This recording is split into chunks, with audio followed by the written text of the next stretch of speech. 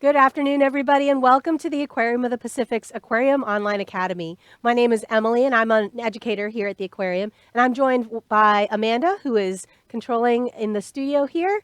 And then I'm also joined by Stacy, who is at our questions hotline. So if you do have questions during our plankton class today, I welcome you to text us at this number right here. So you can text us at 562 286 1838. And just a reminder that normal charges, texting charges, or normal texting rates do apply to this. So for those of you who are texting through your parents' phone, just keep that in mind. All right. So once again, if you want to text us, feel free to text us at 562-286-1838. We would love to hear from you. And today we're going to be talking about one of my favorite topics out there. We're going to be talking about plankton today.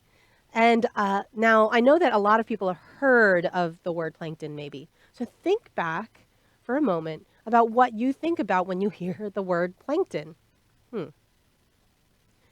Now, every time I ask this, without fail, people have one image that comes to mind, and it's a cartoon character, right? Was that one of the things that you thought about? It's actually one of the first things I think about too. So we think about maybe the Plankton character from SpongeBob. And it turns out Plankton from SpongeBob is based on a real life plankton.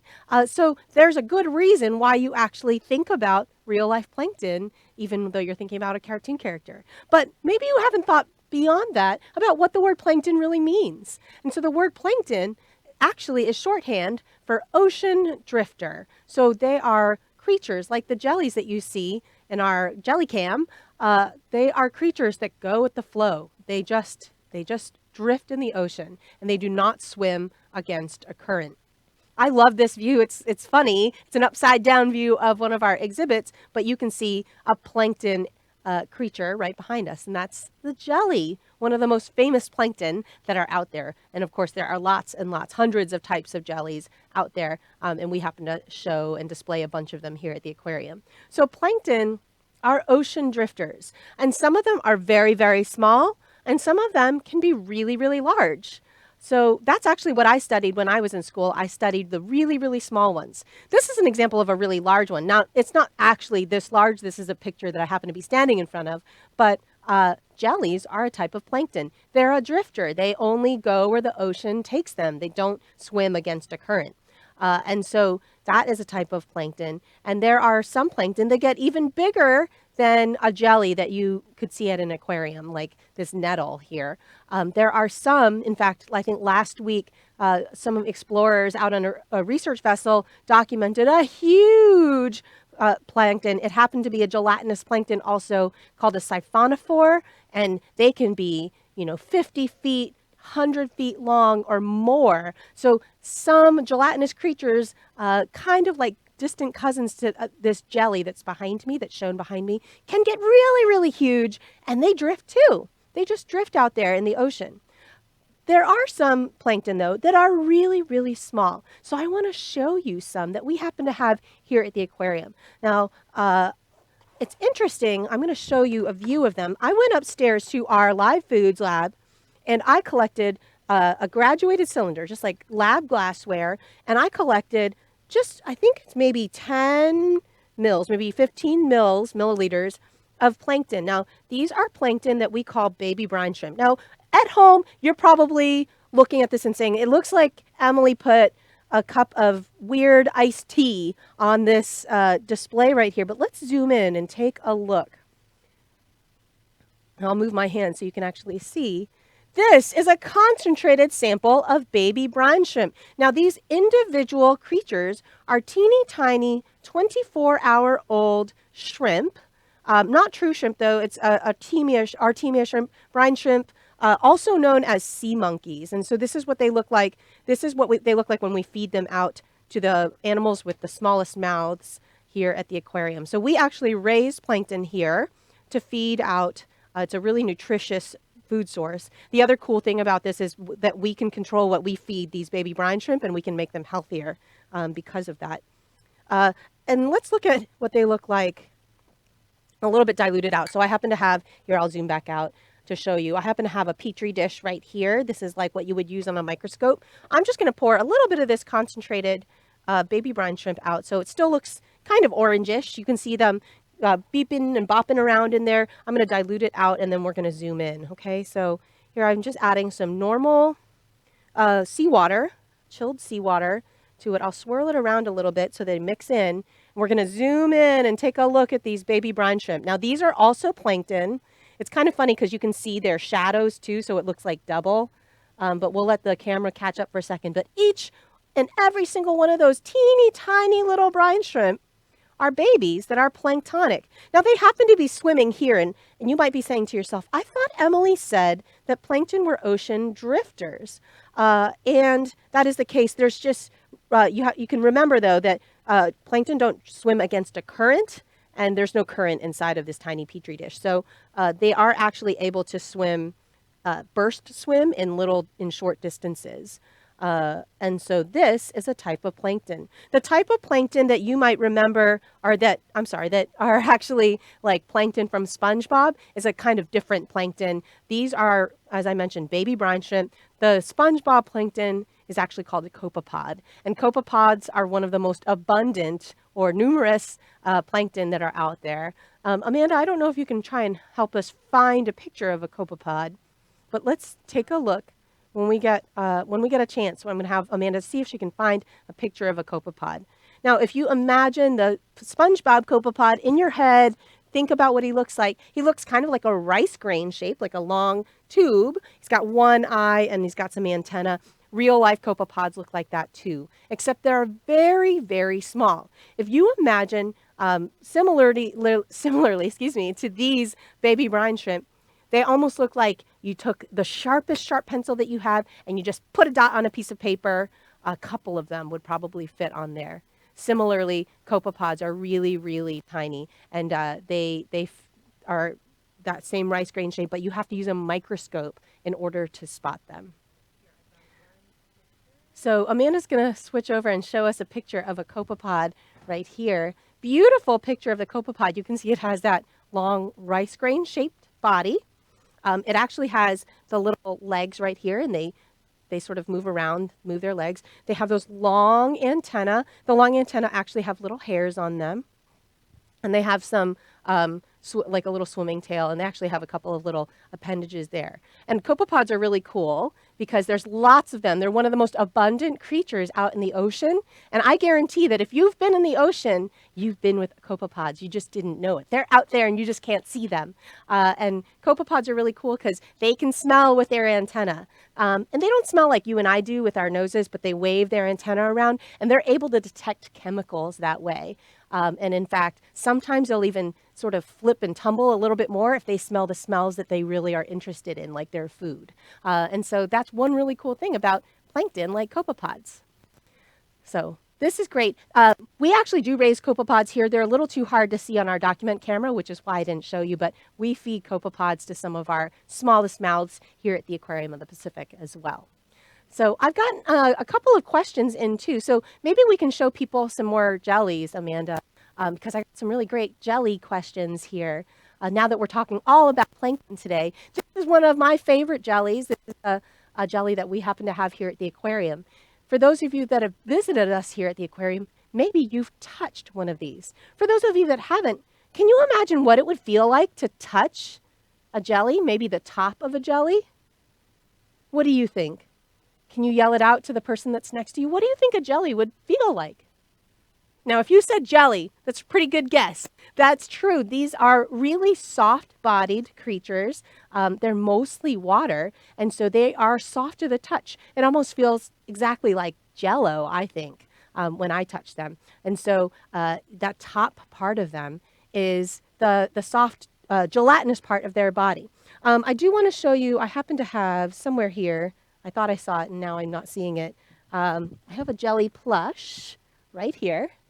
So I'll grab it for you. I'm just going to show you a couple of the parts of the jelly because it's a little bit harder to see on a moon jelly. But the top part of a jelly right here is called the bell. This is the body of the jelly. This one happens to have, oh, just like our nettle right here, this one happens to have its stomachs added in on it. So the bell is this sort of upside down bell, like a ding dong bell. And then we have these stinging tentacles. You can see that on the nettle right here. And then in the middle, you see these sort of frilly arms right there. Those are called the mouth arms or oral arms. So what a jelly does is that it uses tentacles. When it runs and drifts into its food, like copepod or other tiny little plankton, the sting cells that these tentacles will sting food, and then the mouth arm helps sweep the food and bring it into sort of the mouth of the animal. Generic opening in the bottom, but that's where they put all of their food right there. Now, that's probably the most famous thing that you're thinking. When I tell you the word jelly, you probably, or jelly, sea jelly like these, or jellyfish, some people call them, you might think, oh, I know something about jellies and they sting. So we got some great questions about that. Can jellies sting each other? And the answer is they sting anything that runs into their tentacles. So they can sting other species of jellies for sure. And they can even run into the same, if they're in a group with other jellies that are their same type. Technically the stingers, like, they would touch, but they don't actually, they don't feel that from their like species. But they sting no matter what. They sting automatically, and that's because the stinging cells that line those tentacles just fire automatically. Alexa wanted to know, what do jellies eat? Jellies eat all sorts of different things. So moon jellies like this jelly right here, actually, they eat the baby brine shrimp that I showed you earlier. So they eat the teeny tiny sort of orangish brine shrimp, baby brine shrimp, which is why sometimes when you see pictures of jellies at aquariums, you'll notice that they have like their this pink flower shape right there. The flowers are their stomachs. They have 4 stomachs. And so if it's pinkish, it probably ate recently, which I think is kind of neat to think about. You can see everything through their bodies there. We got another question about, what do plankton like copepods eat? Well, copepods are much smaller than jellies, so copepods will often eat either other smaller copepods or they'll eat phytoplankton.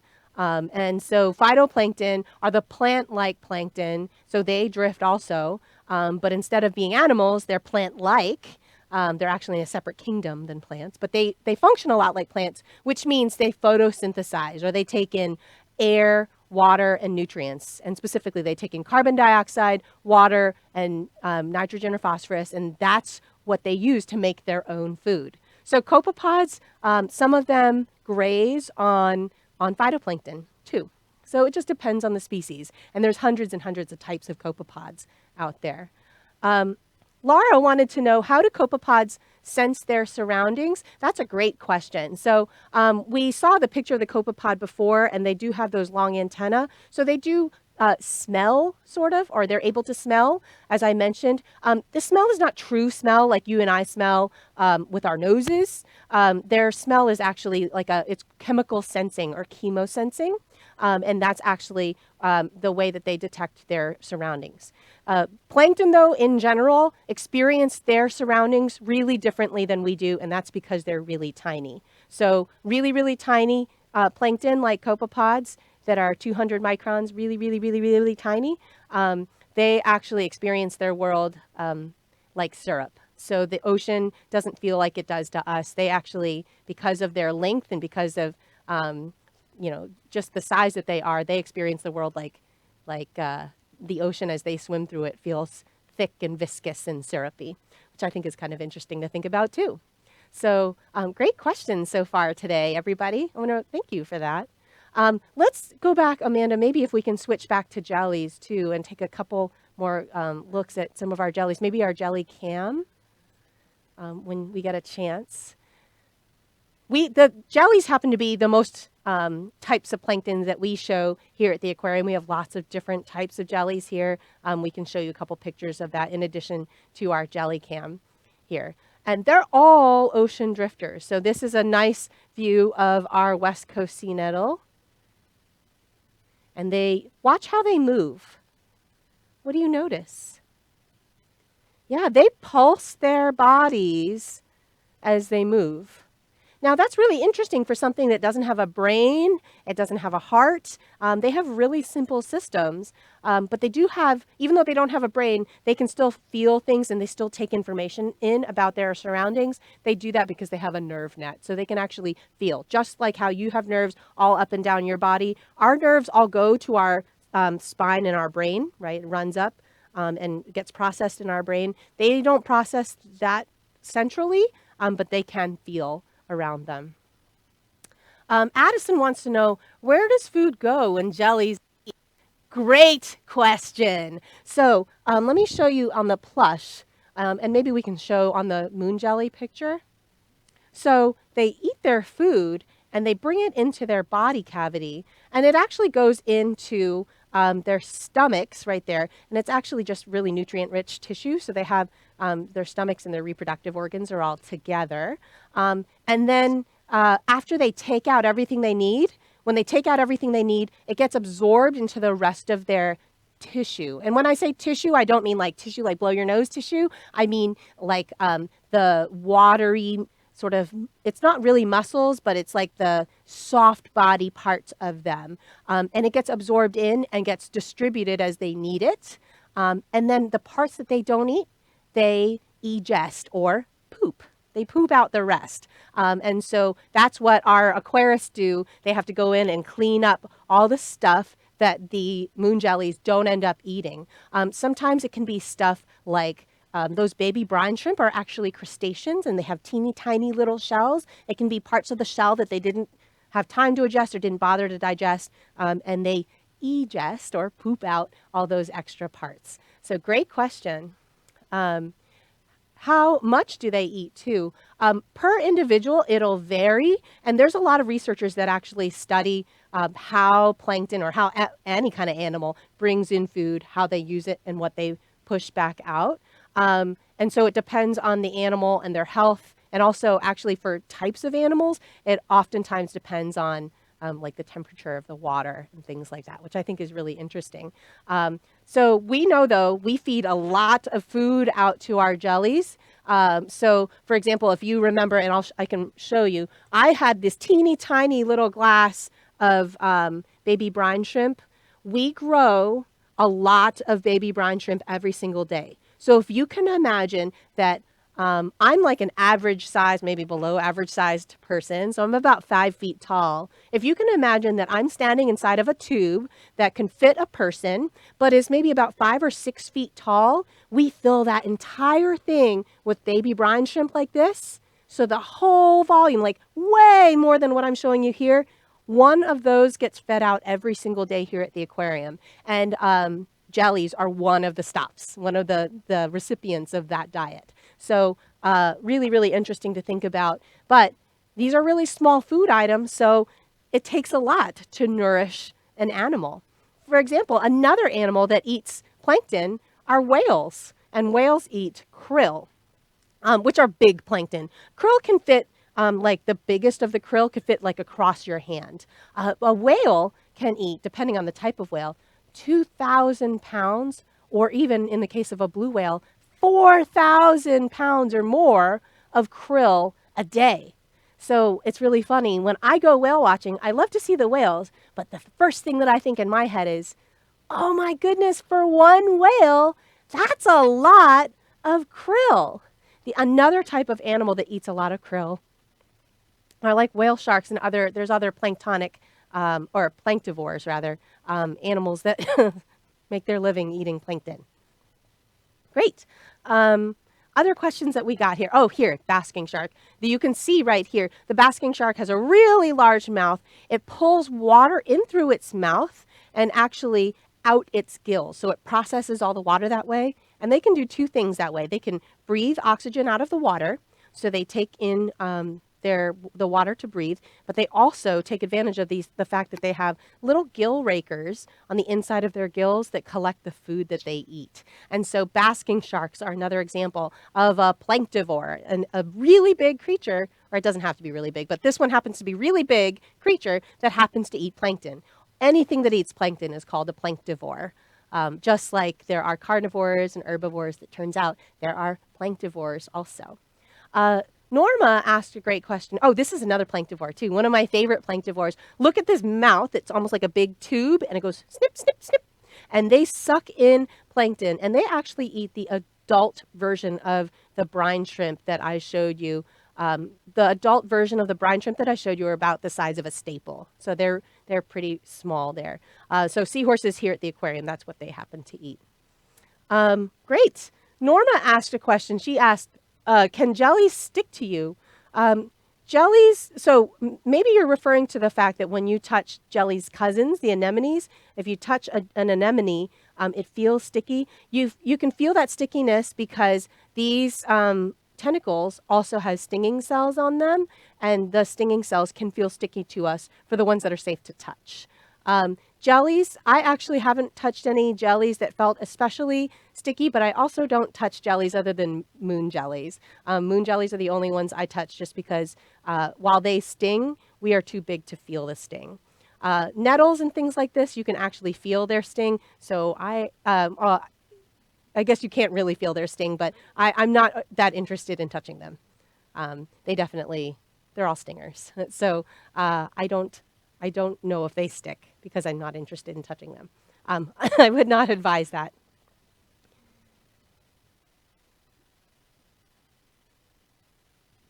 Roxy wanted to know, can jellies sting themselves? We talked about that a little bit earlier. They can sting anything that runs into their tentacles. So they can certainly sting, I guess, actually, that's a good question. In terms of stinging themselves, I think they may not register it as feeling like anything, but the stinging cells, if they bumped into stuff, the stinging cells just go automatically. And that's just because the stinging cells, I can draw a picture of it actually. If I come over here, I can show you guys. We don't have a prepared image, but I'll show you really quickly kind of what it's like. So if we magnified the edge of a tentacle, okay, I'll zoom out. A stinging cell inside looks kind of like this. And what happens is something bumps the little trigger right here. So let's say it's like a fish or something.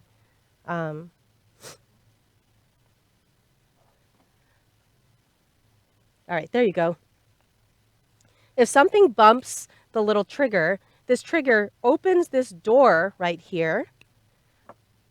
And so you can imagine the little door of the stinging cell opens up like this. And then the little spring-loaded harpoon that's inside here opens up. And so you can imagine it looks kind of more like this. So the stinging cell is open, and then this stinging cell, the little harpoon fires, and that's actually, it's mechanically opened, and that's what stings there. So that is Emily's very simple drawing of a stinging cell, but that's what creates it. And you can imagine the tentacle is covered with all these little stinging cells right next to each other. And there's something that can regenerate. And so a nettle like this has long tentacles covered with stinging cells, and it stings all along the way. How many stingers do jellies have? I would guess lots. And that's just because cells are very, very small, and they have lots and lots of these stinging tentacles. And I think it really depends on the type of jelly as well. So some of them have long tentacles, some of them have very short tentacles. The moon jellies that we have here, it almost looks like the fringe of their bell have like, it almost looks like eyelashes. They're really, really short tentacles. So very different than these nettles that we have displayed right behind me.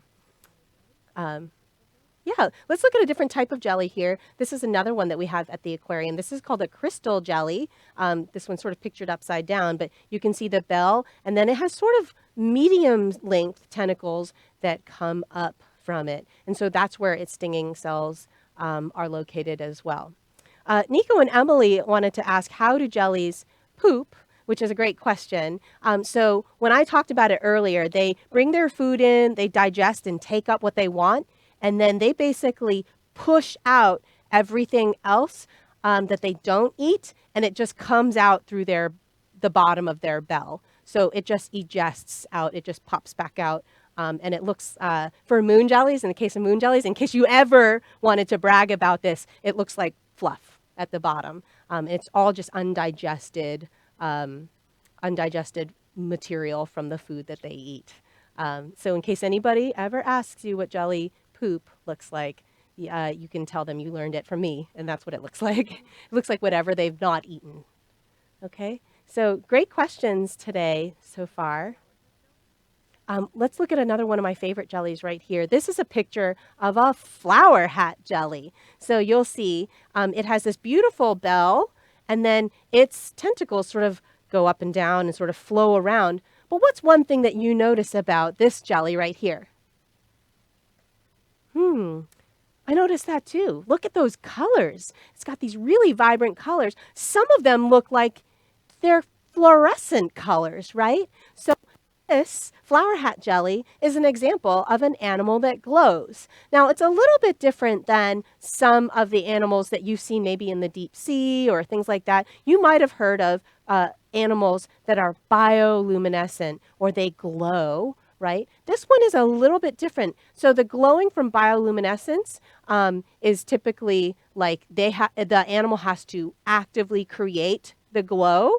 But the flower hat jelly is a little bit different because it's an autofluorescer, which means it glows all the time. You just have to look at it with the right kind of filter or have the right kind of eyeballs to see it. Now, humans don't actually have the right kind of eyeballs to see it glow like this all the time, but here at the aquarium, we shine a different color light and we put a different color filter in front of the exhibit, and that's how you're able to see the flower hat jelly's autofluorescence. This is the color they look all the time. So they don't have to actively make the glow, but we have made it so that you can see it here at the aquarium, which is really cool. So that is a flower hat jelly, a really, really beautiful plankton that we happen to have here. Oh, Seth wants to know, where is the mouth of the jelly? Great question. The mouth of the jelly is the only opening that you see right there. It's the bottom of the bell. So the mouth of the jelly is sort of a really loose term when we talk about mouth. It's not going to look like our mouths. It's very simple. It's just the only opening that they have. Okay, so as long as the bell is open, the mouth is just the open part of that that actual bell. Okay, great questions though. All right, so these are all plankton that we happen to have here at the aquarium. I happen to love jellies. They're an amazing creature. They're mostly water. And the other thing that I think is really cool is, as I mentioned earlier, they don't have a brain, they don't have a heart, but they can still sense and process some information about the world around them. They can even tell up from down, and that's because they actually have a really simple balance system inside of them as well. So it's amazing to think about an animal that doesn't have, creepy crawly legs and a face, right? But these are animals that are still really fascinating that are out there. Yeah, let's have a look at something that spent only part of its life as plankton. So shifting gears a little bit, this creature right here was born as a plankton, but it grew and grew and grew. Every time it grew, it molted and got a little bigger and molted and got a little bit bigger until the point where it didn't need to swim or didn't need to drift with the currents anymore. It now became something that's no longer plankton. So there are many, many species out there that spend only part of their life as plankton. Crabs and things like that. Corals are another example of creatures that are born as plankton, and that helps to disperse them, get them out there in different places. But then by the time they're adults, they like to settle down or they become big enough to move against a current. Sea stars are another example of an animal that started off as a plankton. They're itty bitty and they're kind of squishy. They don't look anything like a sea star. They don't even look like stars. They look like a blob. And then they get bigger and bigger, and then they grow out of that lifestyle. So plankton are really, really important out there in the ocean. There are some animals that spend their whole life as plankton, and there are others that spend only part of their life as plankton. But it turns out, of all the living, tiny living creatures that are out there, lots and lots of critters are, in fact, more than you think of, have been plankton, at least if at some point in their life. Even fish often start off planktonic and they grow bigger and bigger. We're going to see if we have time for maybe one more question. Oh, great question. Nico wants to know, can jellies see? Now, because jellies don't have a brain for processing lots and lots of data, they don't quite see, but they don't have image forming eyes, so they can't see your face or my face. But there are some jellies that actually have like light sensors, and that's true of a lot of invertebrates, as even though they may not see a lot of things in the way that we see them, they can still sense things. So a lot of times they actually can see light and dark and things like that. Great questions today. Well, I want to thank you for joining us to learn more about plankton. Feel free, if you are unable to reach us right now through text, you can always email us at live, L-I-V-E, at lbaop.org. And I hope that you have a wonderful rest of your day. Bye, everybody.